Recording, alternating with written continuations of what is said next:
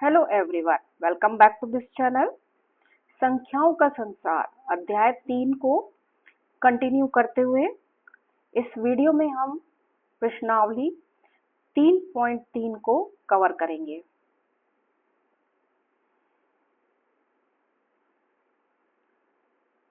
ये इसका परिचय है जो कि हम पिछले वीडियो में देख चुके हैं, समझ चुके हैं।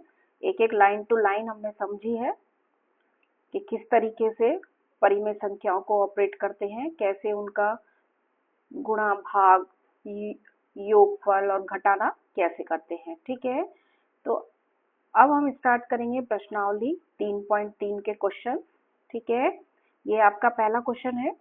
पहला क्वेश्चन में है कि सिद्ध कीजिए कि निम्नलिखित परिमेय संख्याएं समतुल्य हैं। देखिए, मैंने आपको समतुल्य समझाया था।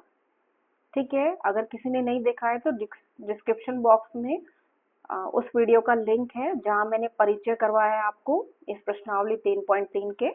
वहां से आप जाकर क्लिक करके वहां तक पहुंच सकते हैं और देख सकते हैं। ठीक है, वैसे तो हम इस क्वेश्चन को जब हम हल करेंगे तब भी हम थोड़ा सा समझाएंगे कि किस तरीके से इसको सरल करना है। तो समतुल्य देखेंगे कि हम समतुल्य क्या होता है। ठीक है, इसमें 1, 2, 3, 4 क्वेश्चन दे रखे हैं जिनको हम हल करेंगे। ठीक है, लेकिन इनको हल हम कॉपी पे करेंगे। तो देखिए इसको कैसे हल करना है। तो क्वेश्चन फर्स्ट हम सरल करेंगे।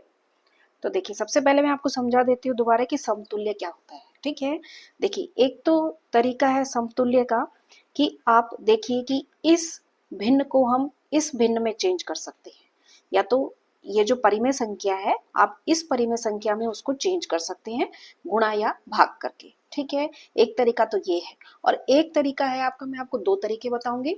ठीक है, एक तरीका है आपका जो कि आपकी बुक में दिया हुआ है। इसमें आपको क्या करना है कि देखिए, दो भिन्न a/b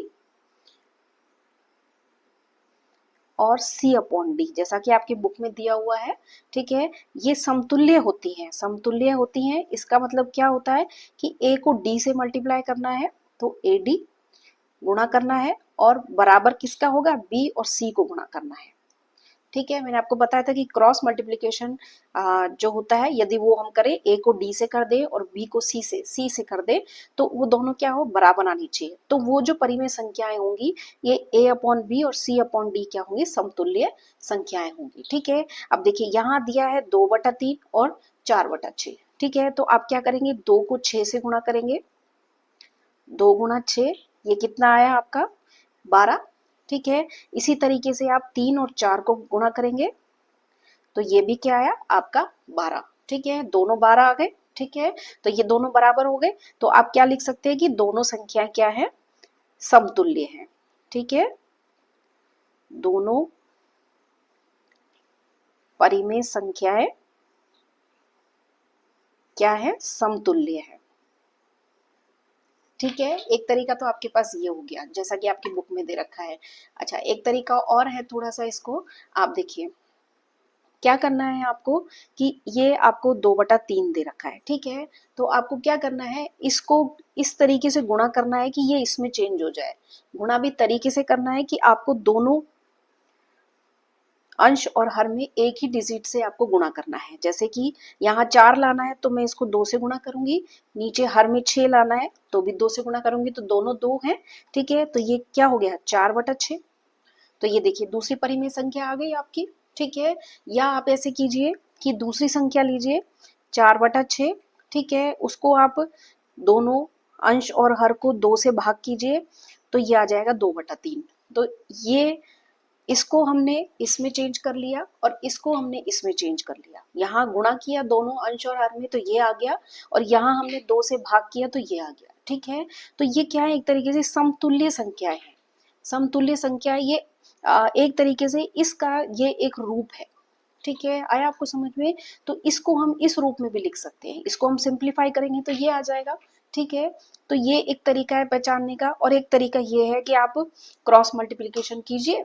ये देखिए कि एडी जो इसका क्रॉस मल्टीप्लीकेशन है। क्रॉस मल्टीप्लीकेशन का मतलब है 2 को 6 से किया, इसके अंश को इसके हर से मल्टीप्लाई किया और इसके हर को इसके अंश से मल्टीप्लाई करा, तो दोनों क्या होने चाहिए, बराबर आनी चाहिए। ठीक है, तो ये कहलाते हैं समतुल्य।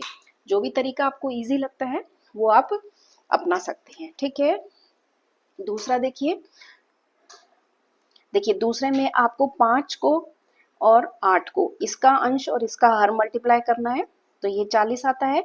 इसी तरीके से इसका हर लेना है और इसका अंश लेना है, तो वो भी 40 आ रहा है। ठीक है, अतः दोनों परिमेय संख्याएं क्या है, दोनों परिमेय संख्याएं समतुल्य है।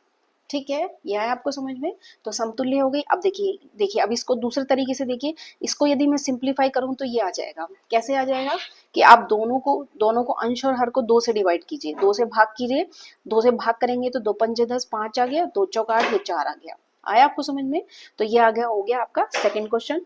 अब थर्ड क्वेश्चन देखिए, थर्ड क्वेश्चन है आपका -3/5 और -6/10। ठीक है, अब आपको क्या करना है, देखिए इसको वही आपको क्रॉस मल्टीप्लिकेशन करना है, वज्र गुणा करना है, इसके अंश को इसके हर से मल्टीप्लाई करना है। तो ठीक है, इसका मैं एक -3 ले रही हूँ और इसका हम 10 ले रहे हैं। ठीक है, तो ये आ गया -30। इसी तरीके से इसको और इसको मल्टीप्लाई करेंगे तो 5 गुणा -6, ये भी आ गया आपका -30। आ गया आपको समझ में, ये माइनस का साइन दोनों पर है, आप चाहे इस पे लीजिए चाहे इस पे लीजिए, लेकिन ध्यान रखिएगा कि एक बार इस पे ले लिया तो आपको दोबारा इस पे नहीं लेना है। ठीक है, या आप इसका, तो यहां हम लिखेंगे दोनों परिमेय संख्याएं समतुल्य है। ठीक है, आया आपको समझ में। अब देखिए इसको यदि मैं 3 से इसको सिंप्लीफाई कर दूं, इसको सरल कर लूं तो 2 से करूंगी तो 2 3 6 और 2 पंजे 10, तो आपके पास ये आ गया। तो इस तरीके से भी आप कर सकते हैं इसको। वैसे तो ये तरीका आपका जो बुक में दिया हुआ है वो करना है आपको। अब इसमें एक क्वेश्चन और है, हाँ जी, तो फोर्थ क्वेश्चन आपका ये है, आप क्या करेंगे, जैसे इसको हमने परिमेय संख्या में चेंज कर लेना है, तो इसके हर में क्या लगा देंगे, हम 1 लगा देंगे। ठीक है, और क्या करेंगे, 9 और 1 को मल्टीप्लाई करेंगे तो 9 आएगा, इसके अंश को इसके हर को इसके अंश से मल्टीप्लाई करेंगे, वज्र गुणा जिसको हम बोलते हैं, 9 आ गया, दोनों 9 हो गए। अतः दोनों परिमेय संख्याएं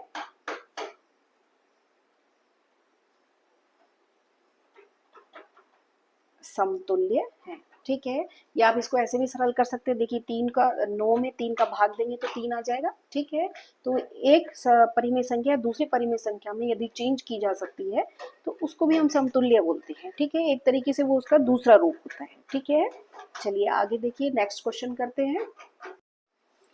हाँ जी, नेक्स्ट क्वेश्चन है क्वेश्चन नंबर 2।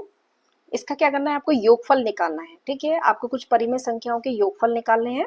ठीक है, तो पहला क्वेश्चन देखिए,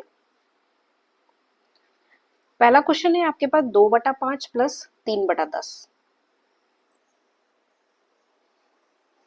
देखिए इस तरह के क्वेश्चंस को हल करने के लिए आप क्या करेंगे कि दोनों परिमेय संख्याओं का क्या करेंगे, आप हर बराबर कर लेंगे। ठीक है, देखिए 5, इसका हर 5 है और इसका हर क्या है, 10 है। ठीक है, तो आप क्या करेंगे कि 5 को 10 में चेंज कर लेंगे, और कैसे चेंज करेंगे ये मैं आपको बताती हूँ। देखिए 2/5 है, इसको हम क्या करेंगे, इसकी समतुल्य संख्या में चेंज कर लेंगे। कैसे करेंगे, आप इसको 2 से गुणा कीजिए, 2 से गुणा करेंगे। अब आप कहेंगे कि 2 से क्यों गुणा किया है, क्योंकि क्या है, देखिए 5 को यदि 2 से गुणा करूं मैं तो 10 आ जाएगा, तो दोनों का हर क्या होगा, बराबर आ जाएगा। ठीक है, लेकिन हमें शर्त एक याद रखनी है कि जिससे भी हम हर को मल्टीप्लाई करेंगे, गुणा करेंगे, उसी से हम क्या करेंगे, अंश को भी मल्टीप्लाई करेंगे। ठीक है, तो इसीलिए मैंने दोनों को 2 से मल्टीप्लाई किया है। ठीक है, तो आंसर इसका आएगा, ये आएगा 4 और ये आएगा 10। ठीक है, तो ये क्या है, ये इसकी क्या है, समतुल्य संख्या आ गई। ठीक है, समतुल्य परिमेय संख्या हो गई। अब आप क्या कर सकते हैं, इसकी जगह आप ये लिख सकते हैं। ठीक है, तो हम क्या करेंगे, देखिए इसको लिखना कैसे है आपको, देखिए जरा, देखिए इसको लिखेंगे हम, ये है आपका 2/5 प्लस 3/10। ठीक है, अब इसको अगली स्टेप में क्या करेंगे, इसको हम 2 से गुणा करेंगे और इसको भी 2 से गुणा करेंगे और ये वाली परिमेय संख्या हम ऐसे कैसे रखेंगे, ठीक है। तो इससे क्या होगा, ये 4/10 और ये 3/10, ठीक है, ये 4/10 में चेंज हो जाएगी, ठीक है। अब क्या करेंगे हम, अब हम क्या करेंगे, एक बड़ी लाइन खींचेंगे और हर में जो भी है आपके पास तो उसको लिख देंगे, ठीक है। और अंश में क्या करेंगे हम, ये जो दोनों ऊपर अंश दे रखे हैं और जो भी साइन आपको बीच में दे रखा है, यदि यहाँ तो हमें योग ज्ञात करना है, अगर यदि आपको माइनस भी दे रखा हो तो आप माइनस लगाना है आपको, ठीक है। अब इसको सरल कर लेंगे, तो 4 और 3 प्लस होके 7 होते हैं, तो 7/10, ठीक है। तो ये आपका हो गया फर्स्ट का आंसर, ठीक है। आपको सिर्फ क्या करना है, आपको क्या करना है कि आपको हर बराबर करने हैं, ठीक है, दोनों परिमेय संख्याओं के हर बराबर करने हैं। ऐसा नहीं है कि दो ही परिमेय संख्याओं का योगफल आपने निकालना है तो दोनों को बराबर करना है। इस तरीके की आपको कई संख्या भी दी जा सकती हैं, 3 भी संख्या दी जा सकती है, 4 भी संख्या दी जा सकती हैं जो कि परिमेय संख्या होंगी, जो कि भिन्नों में होंगी। तो आपको क्या करना है, उनका हर बराबर कर लेना है, ठीक है। अब देखिए नेक्स्ट, देखिए नेक्स्ट है आपके पास, इसका हर 12 है और इसका 8 है, ठीक है। अब आप देखिए, अब आप क्या करेंगे, इन दोनों को बराबर करेंगे। कैसे बराबर करेंगे, देखिए अब 8 के टेबल में ना तो 12 आता है ना 12 के टेबल में 8 आता है, तो आपको क्या करेंगे, आप पहले इनका क्या करेंगे, एलसीएम निकाल लेंगे, ठीक है। एलसीएम निकालने का तरीका क्या है, देखिए 12,8, ठीक है। इसको हम क्या करेंगे, एलसीएम निकालेंगे। एलसीएम निकालने के लिए हम इसको, इन दोनों को क्या 2 से डिवाइड करेंगे, 2 से भाग करेंगे, तो ये आ गया 2 छके 12 और 2 चके 8। फिर 2 बार जाएगा, ये 2 से ही भाग किया जाएगा दोनों में, तो 2 तिया 6 और 2 दूनी 4, ठीक है। अब आगे भाग नहीं दिया जा सकता, दोनों ऐसी कोई भी संख्या नहीं है जिससे दोनों को भाग दिया जा सके, ठीक है। और ये वैसे भी अभाज्य संख्या आ गई है, ठीक है। तो इनका क्या, सिर्फ एक से ही इसको हम भाग कर सकते हैं। अब क्या करेंगे, एक, ये वाला 2, ये 2, ये 3 और ये 3, ये 2, ठीक है। इन सबको क्या कर लेंगे आप, गुणा में लिखेंगे, ठीक है। तो ये क्या हो गया, तो एलसीएम आपका आ गया 24, ठीक है, 24 आ गया। अब आपको क्या करना है, इनका जो हर है उसको क्या है 24 में चेंज कर लेना है। 24 में चेंज करने के लिए क्या करेंगे आप, देखिए 12 को यदि मैं 2 से मल्टीप्लाई करूं तो 24 में चेंज हो जाएगा। इसका मतलब ये है कि इस पूरी परिमेय संख्या को हमको क्या करना है, 2 से गुणा करना है, ठीक है। अब देखिए इसके हर को 24 बनाने के लिए, क्योंकि दोनों का 24 निकला है, इसके हर को 24 बनाने के लिए हम क्या करेंगे, इसको 3 से मल्टीप्लाई करेंगे। इसका मतलब इस पूरी परिमेय संख्याओं को, अंश और हर को हमको क्या करना है, 3 से मल्टीप्लाई करना है, ठीक है। ये एक रफ वर्क है जो कि आपको रफ में निकाल के देखना है, ठीक है, फेयर में नहीं करना है, ठीक है।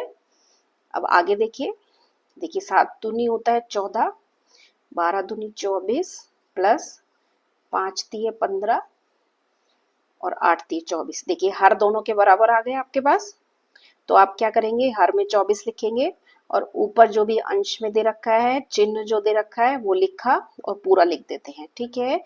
ये आपका आ गया 29/24। तो ये आपका हो गया दूसरे का आंसर, ठीक है। अब देखिए तीसरा क्वेश्चन, इसमें 3 क्वेश्चन दिए हुए हैं। क्वेश्चन दिया हुआ है आपको माइनस का 4/7 और 3/14, ठीक है। तो दोनों का हर बराबर करने के लिए देखिए, अब इसको 7 को यदि मैं 2 से मल्टीप्लाई कर लूँ तो वो 14 में चेंज हो जाएगा। तो अब हमने क्या करना है कि पूरी परिमेय संख्याओं को क्या करना, पूरी परिमेय संख्या को क्या करना है, 2 से मल्टीप्लाई कर देना है, अंश को भी और हर को भी, ठीक है। इसको ऐसे का ऐसा लेना है, ठीक है। माइनस, देखिए इसमें माइनस साथ में चलेगा, ये माइनस जो है, ये माइनस बीच में लगाया मैंने, 4 दूनी होता है 8। देखिए इससे कंफ्यूजन मत होना कि ये -4 है कि -7 है, हमने क्या किया है, इसको पूरे में पूरी परिमेय संख्या को माइनस लेके चल रहे हैं, ठीक है। तो ये होगा 4 दूनी 8, 7 दूनी 14 प्लस 3/14, ठीक है। अब देखिए दोनों के हर बराबर आ गए, ठीक है। अब आपको ऊपर की जो अंश है वो साइन सहित लेना है, देखिए इसको माइनस सहित लेना है, माइनस का 8 प्लस का 3। इस माइनस से आप कंफ्यूज नहीं हो जाना, ठीक है। फिर भी आपको समझ में नहीं आता है तो कमेंट्स बॉक्स में लिख के बताइए अपना कंफ्यूजन, ठीक है। तो ये आपके पास आ गया आंसर। देखिए माइनस का 8 है और प्लस का 3 है, तो दोनों को घटाना पड़ेगा हमें। तो 8 में से 3 जाएगा, 5 बचेगा, लेकिन साइन किसका लगाएंगे, चिन्ह काय का लगाएंगे, 5 माइनस का, क्योंकि क्या है, बड़ी संख्या क्या है, माइनस की है। ठीक है, अगर बड़ी संख्या प्लस की होती है तो हम प्लस लगाते हैं, वैसे हम प्लस को शो नहीं करते हैं, दिखाते नहीं है। ठीक है, तो ये आपका हो गया तीसरे का आंसर। ठीक है, आइए देखिए नेक्स्ट क्वेश्चन।